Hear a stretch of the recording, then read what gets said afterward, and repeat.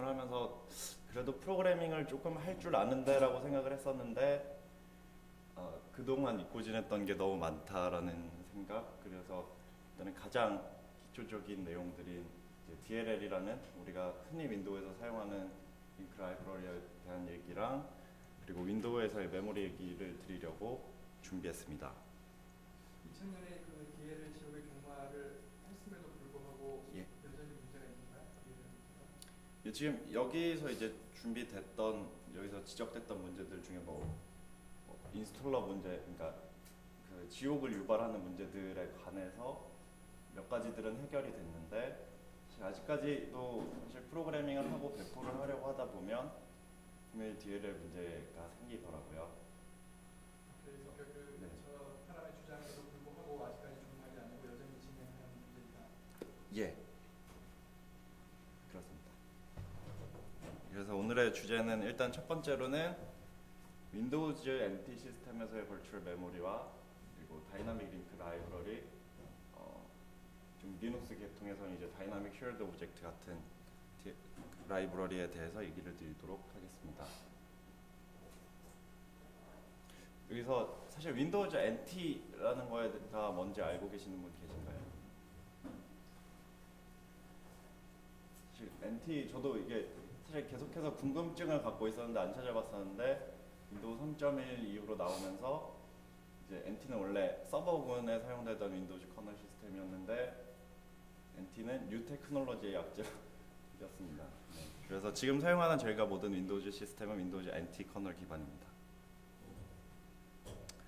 그래서 일단은 사실 어제 제가 다른 이제 전산을 전공하는 친구한테도 물어봤는데 이제 리눅스나 윈도우에서는 이제 페이징이라는 버추얼 메모리 기법을 사용하고 있습니다.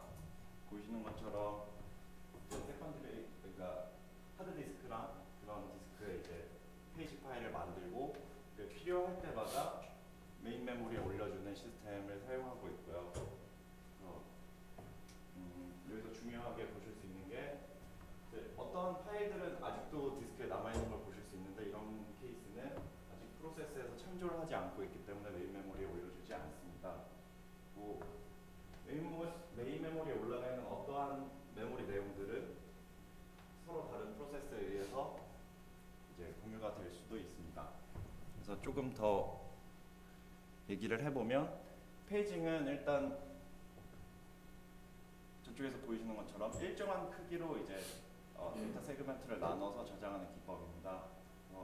옆에 보이시는 거는 왼쪽에 보이시는 건 X86 계통의 시스템, 오른쪽은 IA64 시스템입니다. IA가 뭔지 혹시 아시는 분 계신가요? 저것도 되게 간단한데 인텔 아키텍처의 약자고 최초에는 이제 이테니움 프로세서를 위해서 사용됐는데 이런 약간의 히스토리를 거쳐서 지금 저희는 X86에서 확장된 X86-64 시스템을 사용하고 있습니다. 그래서 이렇게 페이지를 나눠서 이제 OS가 관리를 하게 되는데요. 그렇다면 이제 해상도가 좋지 않은데 그러면은 아까 말씀드린 것처럼 어떠한 페이지는 저희가 사용하는 물리 메모리상에 있을 수도 있고 어떠한 페이지는 없을 수도 있습니다. 그래서 오른쪽에서 보이시는 다이어그램처럼 윈도우는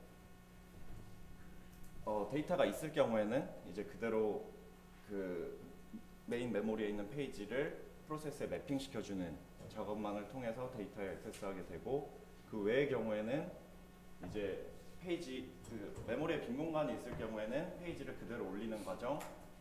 하지만 메모리에 빈 공간이 없다면 이제 그 메모리가 사용됐거나 할 경우에는 다시 디스크에 페이지 파일 시스템에 써주는 과정을 거치게 됩니다.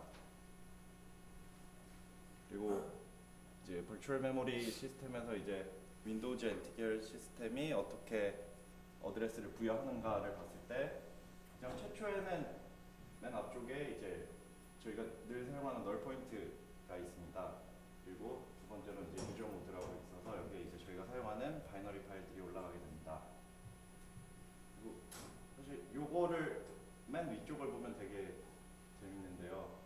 보이시는 것처럼 첫 번째 액세스는 널 포인트 어사이먼트를 위해서 주소 공간을 남겨두고 다시 말해서 이거는 우리가 늘 사용하는 뭐 포인터를 할당하지 않았을 경우, 다시 말해서 포인터가 여기를 가리키고 있으면은 이제 널 포인터의 그 접근 바이올레이션 그게 생기는데요.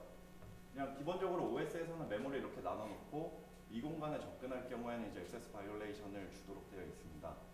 그 다음에 보이는 이제 유저 보드 공간에서 저희가 이제 프로그래밍을 해서 실행을 하게 됩니다. 질문 있으신가요? 네. 이제 DLL에 대해서 말씀드릴 텐데요. 저희가 많이 사용하는 마야나 리얼플로우 혹은 누크 같은 플러그인들이 전부 다 DLL 라이브러리로 플러그인을 짜도록 되어 있습니다. 보이시는 것처럼 이거는 지금 마야 MFN 플러그인 해서인데요. 맨 앞에 보이시는 것처럼 뭐 DLL 메인으로 해서 뒤에 숨겨져서 이제 DLL을 작성하도록 만들고 있습니다. 물론 마야 같은 케이스는 그거 만들어 보시면 아시겠지만 분명히 make는 DLL로 하는데 아웃풋을 그냥 단순히 .mll 파일로 출력을 하도록 되어 있는 형태고요. 그래서 왜 DLL이 뭐냐에 대해서 먼저 말씀드리면, 그러니까 한 실행 시간에 여러 개의 프로세스에 의해서 사용될 수 있는 것들에 대한 라이브러리화 한다던가 그런 용도로 DLL이 만들어지고 있습니다. 또 DLL을 사용하면 장점은 첫 번째로 자원을 적게 사용하게 되고요. 이거는 조금 이따가 또 얘기할 거고, 당연히 DLL을 이렇게 나눠서 분리해서 만드니까 그 모듈러된 형태의 프로그래밍 구조가 가능해지고요. 두 번째로는 여기저기 설치하기도 쉽고 적용하기가 굉장히 쉽습니다. 보시는 것처럼 저희는 시스템 32와 시스와우 64에다가 굉장히 많은 DLL을 넣어놓고 윈도우를 사용하고 있습니다. 여기서 시스와우 64가 뭔지 아시는 분 계신가요?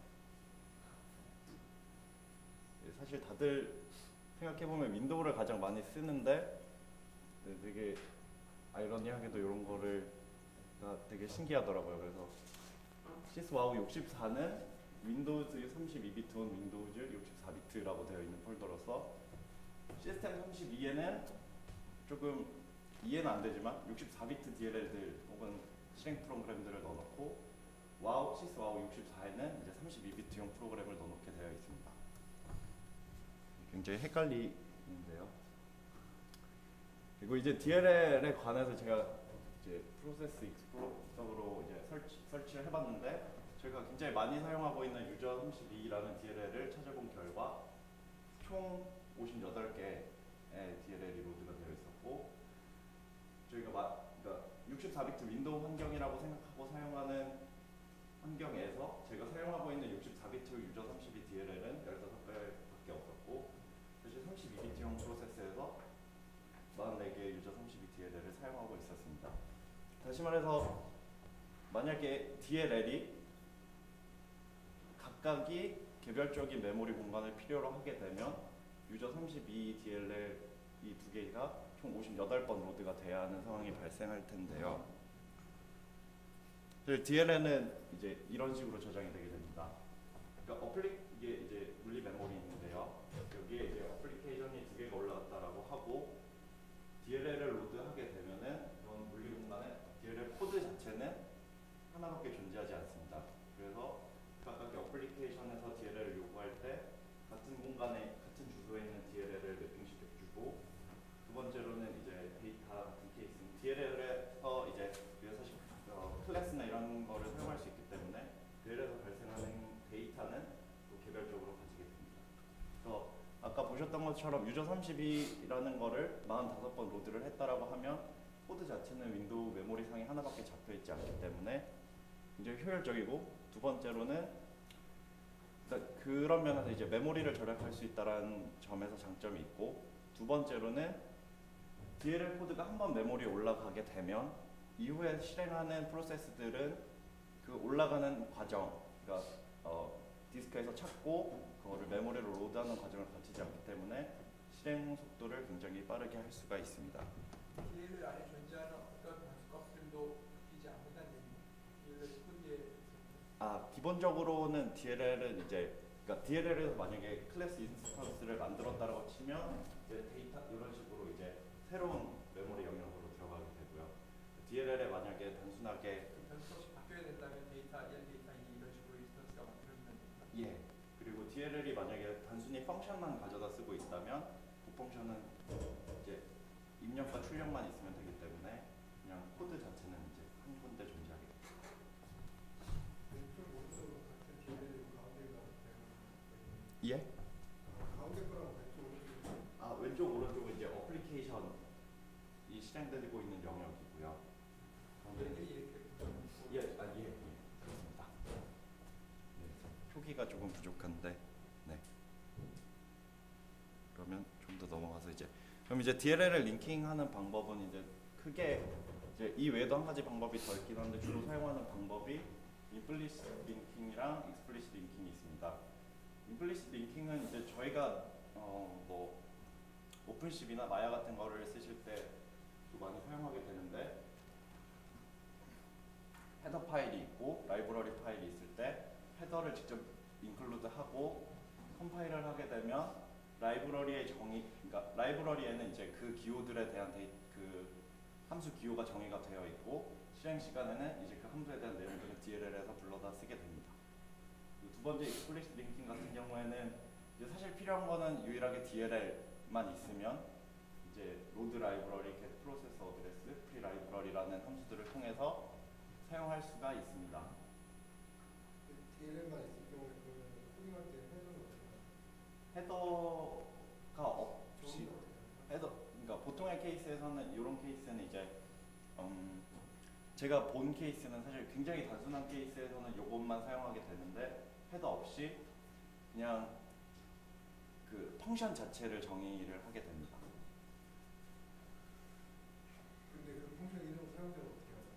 사용자는 모르죠. 네. 그냥 로드 라이브러리 뭐 저렇게 하면 네, 로드 라이브러리를 해서 함수를 스트링으로 찾을 수가 있습니다. 그래서 사실 뭐 헤더 없이도 컴파일이 가능하죠. 네. 그래서 그 함수만 불러와야 되면 그렇게 할 수가 있습니다. 이 주된 목적이 공통으로 여러 애플리케이션을 사용하는 거라면 네. 리눅스에서 쓰는 쉐어드 라이브러리랑 다른 게 없을 것 같아요. 예, 쉐어드 라이브러리에 가까운데 그 중에서도 이제 그 아까 말씀드렸던 DSO 같은 파일들 현재도 사용 중인 것 같은데 옛날에 좀 DSO 같은 케이스가 이런 거와 굉장히 유사합니다. 근데 이 윈도우즈이기 때문에 DLL이 뭔가 다른 기능이 있지 않나? 그렇기 때문에 이 DLL 헬이라는 게 나오는 이유가 그거는 쉐어드 라이브러리 헬이라는 건 없잖아. 사실 그 리눅스에서도 이제 디펜던시 지옥이 존재하는데요. 왜? 똑같이? 예, 그게 이제 사실 리눅스를 쓰다 보면 사실 제 컴퓨터에서 안 되는 건데도 불구하고 설치가 가능하고 혹은 라이브러리 버전이 안 맞는데도 불구하고 설치는 됐고 그렇게 여러 프로그램들이 깔리다 보면 어느 순간 내 프로그램은 돌지 않고 이런 사실 이게 사실 다이나믹이라던가 이런 쉐어드라던가 이런 명칭이 붙은 것들은 어쩔 수 없는 디펜던시 지옥을 갖고 있는 것 같습니다. 그러니까 사실 나는 이들 DLL 윈도우즈 시스템에 DLL만 있다고 생각을 했었거든. 예. 아니라는 예, 그게 사실 리눅스 같은 케이스나 윈도우에서도 이제 계정 컨트롤러라는 거를 만들어 놓은 이유가 사용자가 DLL을 마음대로 못 바꾸고 프로그램이 마음대로 못 바꾸게 하려고 이제 그런 걸 해놨는데 사람들이 사실 윈도우 같은 케이스는 다 끄고 사용하잖아요. 그래서 사실 DLL의 몇 가지 문제 중에 하나가 파일 네이밍이나 버전 관리에 대한 것들이 뭔가 그 약간 스트릭트한 규칙이 없다. 그리고 옛날에 MS 인스톨러가 없을 당시에는 그거를 설치하는 메커니즘이 뭐 명확하게 없다. 이런 것들이 문제가 굉장히 됐었는데 사실 그거를 해결하려고 윈도우에 이런저런 장치를 해놨음에도 불구하고 저희가 사용하지 않는 거죠. 불편하니까. 네. 그렇지만 리눅스 같은 케이스는 보통은 이제 루트 계정을 두고 어떤 프로그램이 루트 권한으로 실행되지 않는 이상 못 건드리게 하는 케이스들이 있어서 그런 면에서 리눅스는 조금 더 견고하다고 할 수 있을 것 같습니다. 예. 그래서 이제 조금 간단한 예제이자 저희가 이제 생각한 이제 가장 프로그래밍을 할 때 만약에 DLL을 사용한다면 이렇게 짜면 좋을 것 같다라고 생각을 했던 건데, 첫 번째로는 이제 저희가 만들고 싶은 DLL에 관해서 이제 상위 헤더를 정의하고 그거를 virtual 함수들을 소속받는 파이 클래스를 DLL로 익스포트를 하게 만들었습니다. 근데 사실 어떤 문서를 봤을 때는 헤더에 저렇게 정의를 하면 클래스에 있는 내용들이 안 나갈 수도 있다라고 하는데 크게 문제 없이 다 익스포트가 되었고요. 그리고 밑에 보이시는 것처럼 펑션 같은 케이스도 저렇게 지정함으로써 이제 기호를 지정할 수가 있습니다. 예. 사실 굉장히 네. 요거는 이제 얘가 클래스 포맷이라는 이제 인클루드를 하고 있는 상위 클래스고요. 얘가 얘를 소속받고 있습니다. 얘가 얘를 소속받고 있습니다. 네. 그리고 이제 뭐 보이시는 것처럼 이제 여러 가지 함수들을 CPP 파일에 정의를 했고요. 보이시는 것처럼 그냥 단순하게 저희가 C에서 쓰는 스타일로 펑션을 정의할 수도 있고 C++에서 정의하던 스타일로 이제 클래스 함수들도 정의할 수 있습니다. 그리고 DLL 메인, 아까 마야에서도 보셨던 것처럼 DLL 메인에서는 원래는 이런 것들을 쭉 받아서 DLL이 프로세스에 어태치 될 때, 스레드에 어태치 될 때 이런 것들을 제어하면서 이제 뭔가 장난을 칠 수 있는데, 마야에서는 이거를 이제 주석 처리를 해둔 케이스를 보셨을 겁니다. 그래서 이제는 이제 DLL을 사용하는 방법에 대해서 이제 찾아보면 간단하게 이제 조금 다시 하나 더 설명드리면, 이게 보시면은 맨 마지막에 C 펑션으로 create라는 함수를 만들어 놓고 이게 요청이 되면은 테스트 DLL이라는 클래스를 인스턴스를 만들어서 넘겨주게 해놨습니다. 그래서 실제로 DLL을 사용하는 프로그램에서는 일단 인자로는 DLL 파일을 받고, 두 번째로는 이제 이쪽에 이제 create 펑션에 관한 거를 정의해 놓은 다음에 get process address라는 거를 하고 펑션에 대한 문자열을 넣어주면 그 펑션을 리턴해주게 됩니다. 그래서 그 펑션을 단순하게 실행시키면 펑션을 실행시켜서 저는 클래스 상위 클래스에 해당하는 테스트를 만들고, 그 테스트에서 이제 각각의 이제 여기는 하나밖에 없지만 그 사용하고 싶은 함수로 호출하면 쉽게 사용할 수가 있습니다. 그리고 마지막에는 이제 로드했던 DLL을 이 라이브러리로 풀어주게 됩니다. 그러니까 아까 제가 질문했던 게 네. 지금 파일 네임.dll만 존재할 때 네. 헤더가 없다고 치면은 네. 저 create라는 문자를 부르잖아요. 그렇죠. 그럴 경우에는 어떻게 돼야 됩니까? 사실 그러니까 저도 그게 조금 이제 해서 링킹에 관한 내용을 가져올 때 이제 어려웠는데, 사실 저희가 마야 설계자라고 치면 요거 자체는 이제 사실 이게 사실은 마야와 가장 유사한 타입으로 만들어 보자라고 해서 이제 예제를 만들었던 건데, 그러니까 사용자는 지금 마야 플러그인을 DLL로 로드했는데 마야는 이제 그 프로그램을 마음대로 쓸 수 있게 되죠. 그래서 그런 방식은 이제 이렇게 정의를 한 것 같고, 마야 프로토콜로 크리에이트를 해서 분명히 저희가 사용하는 클래스 인스턴스를 가져다 쓰겠죠. 다시 말해서 이런 케이스는 이제 뭐랄까 사용자를 위한 링킹 케이스는 아니라고 생각을 합니다.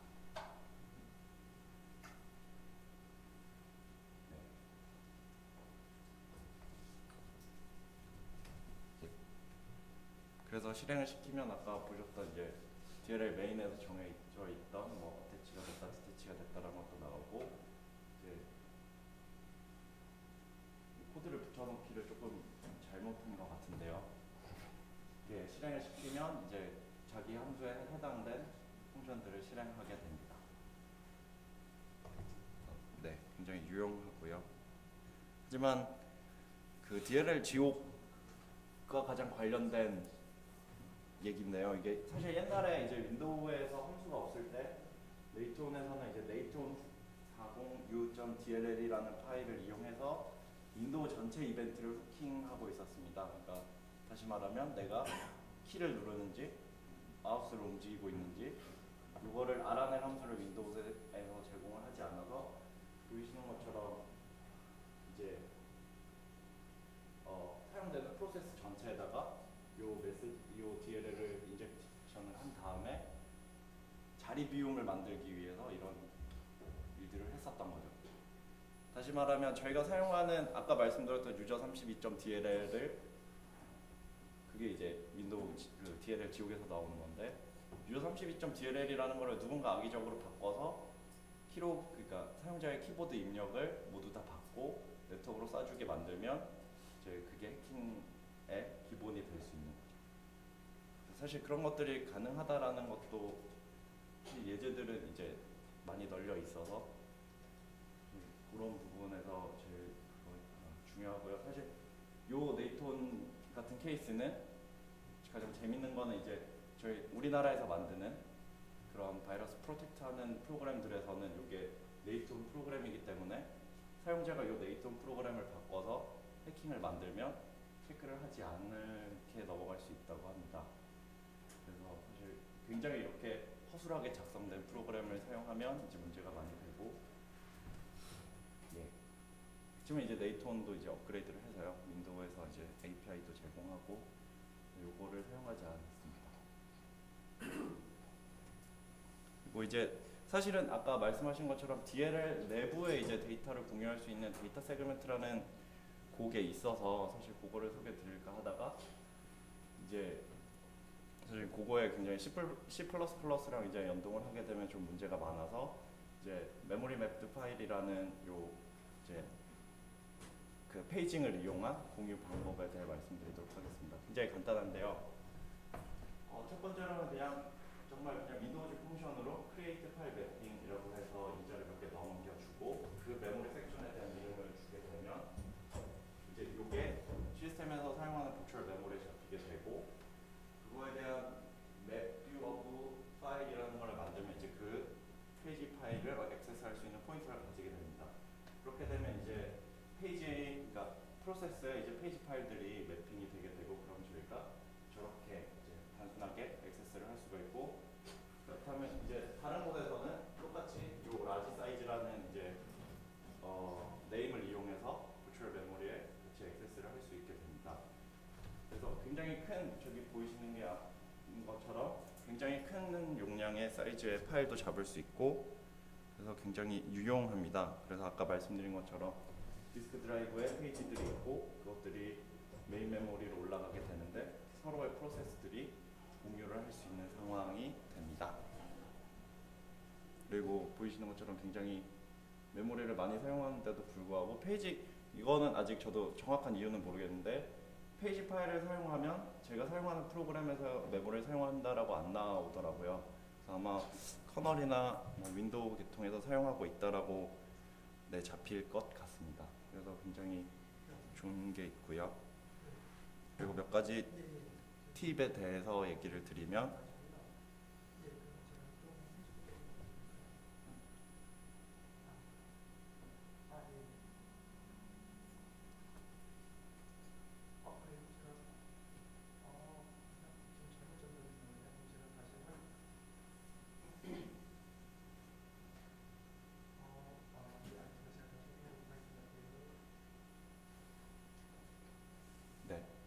사실 그냥 팁에 대해서 몇 가지 얘기를 드리면, 그냥 과연 메모리 리그 큰 프로그램을 짤 때 어떻게 잡으면 좋을까라고 생각을 했는데 찾아보니까 단순하게 저희가 사용하는 펑션을 디버그 펑션으로 조금 바꿔주고 마지막에 이제 이런 메시지를 출력해줘라 라고만 하면, 보시는 것처럼 데이터라는 메모리를 3개 잡았는데 그냥 해제를 하지 않고 끝낼 경우에는 이렇게 에러를 출력을 해주게 됩니다. 그래서 만약에 메모리 리그를 잡기 어렵다라고 하면 디버그 모드로 컴파일 할 수 있다면 이런 형태의 디버그가 가능할 것 같고요. 그리고 또 하나는 이제 제가 코딩을 하다가 어려웠던 부분인데, 스트럭처로 저렇게 차나 쇼트를 사용하는 케이스가 생기게 됩니다. 그랬을 경우에 차는 1바이트, 쇼트는 2바이트이기 때문에 그냥 생각할 땐 3바이트가 나와야 된다라고 생각을 하는데, 알고 보면 이제 A 같은 케이스는 4바이트가 나오게 되고요. 그러니까 이거는 이제 메모리 얼라인을 기본적으로 하는 메커니즘이 있기 때문에 그렇게 되고, 두 번째로는 이제 그래서 사용할 수 있는 방법이 얼라인을 1로 바꿔줘라라고 하게 되면 이제 보이시는 것처럼 3의 결과를, 그러니까 제대로 된 결과를 보실 수가 있습니다. 이게 가장 크게 문제가 되는 케이스는 바이너리로 이러한 스트럭처를 썼다가 읽을 때 가장 큰 문제가 발생하고요. 네? 그러니까 메모리 얼라인을 이제 차 같은 경우에는 1로 하고 쇼트 같은 경우에는 2로 하는데, 이제 윈도우 우리가 메모리를 관리하는 차원에서 차를 1로 잡더라도 얼라인을 2로 하기 때문에 위에 보이시는 것처럼 4가 되고요. 밑에 거 같은 경우에는 직접 지시자로 얼라인을 1로 해줘라라고 했기 때문에 3으로 바뀌게 됩니다. 그 외에도 이제 코딩할 때 이제 습관상 발생할 수 있는 문제점들인데요. 이제 위에 보이시는 거는 차, 쇼트, 차로 이제 스트럭처를 만들었고, 밑에 거는 차, 쇼트로 만들었습니다. 그랬더니 위에 보이시는 거는 총 6의 바이트를 사용하게 되고요. 밑에 거 같은 경우는 4를 사용하게 되는데, 네, 뭐 이런 케이스가 빈번하게 발생하면 이제 메모리를 낭비하고 있다. 사실 저희가 많이 쓰고는 있지만, 충분한 공간을 확보하고는 있지만, 프로그래밍을 할 때 조금은 조심해야 하는 부분일 거라고 생각이 되었습니다. 네, 이상입니다.